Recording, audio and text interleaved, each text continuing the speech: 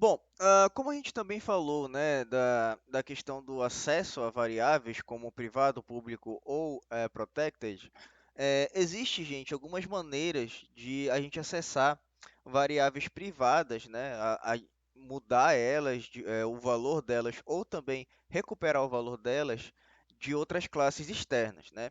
Para fazer isso em variáveis privadas, a gente usa a técnica que a gente chama de encapsulamento. Encapsulamento nada mais é do que você controlar o acesso a essas variáveis privadas de classes externas através de métodos aí. Os métodos geralmente a gente conhece, né, na literatura como get e set, né? O get em inglês significa pegar, né, ou recuperar.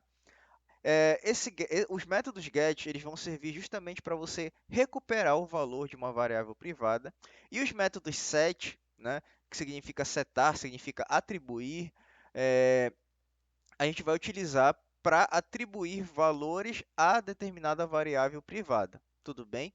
Então vamos lá. A gente tem a classe aluno aqui que a gente já criou anteriormente, né? Eu vou botar private string nome e também private int idade, certo?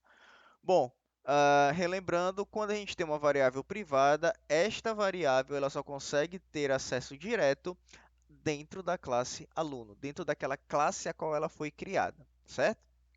Então, como é que a gente vai fazer para acessar tanto o nome quanto a idade de classes externas à classe aluno? Bom, então a gente vai fazer os métodos get e set, né?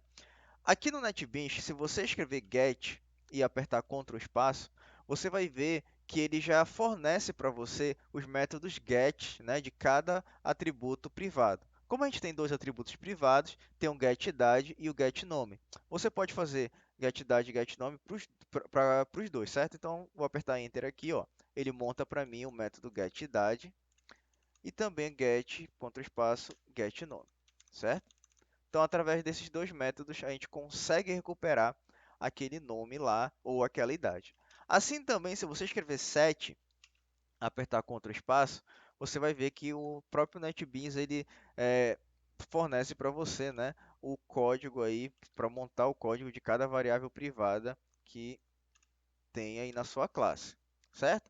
Então, set idade você vai passar uma idade, né? E aquela idade que você passou vai ser atribuída à idade global que está dentro da sua classe aluno, assim como também o set nome. Tudo bem?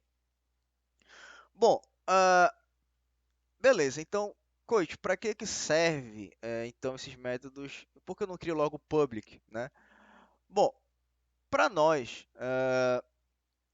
aqui para esse exemplo, ele realmente não é muito funcional, ele não é muito bem, não é muito prático. Mas, por exemplo, se você tiver um getIdade, ou ao invés de getIdade, digamos que é uma aplicação de banco, você tem getSaldo, né, que ele vai retornar o saldo de um cliente.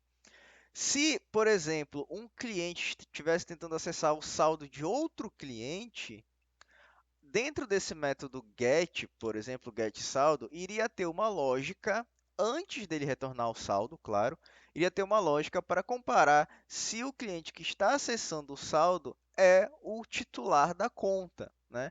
Caso não fosse titular da conta, digamos que esse return de saldo ele seria cancelado. Então, através do método getSaldo, a gente poderia controlar o acesso ao saldo bancário de um cliente, por exemplo, né? Isso daí seria um dos exemplos.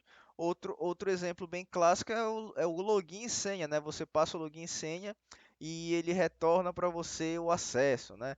Então, se o login e senha não bater, ele não retorna o acesso. Se bater com o banco de dados, ele vai retornar o acesso concedido, né, a entrar no sistema. Então, os métodos gets e sets, eles dão para você uma camada a mais de segurança sobre a lógica da aplicação a qual vai ser trabalhada, né? Aí dependendo do que você vai fazer, certo? Tudo bem? Valeu!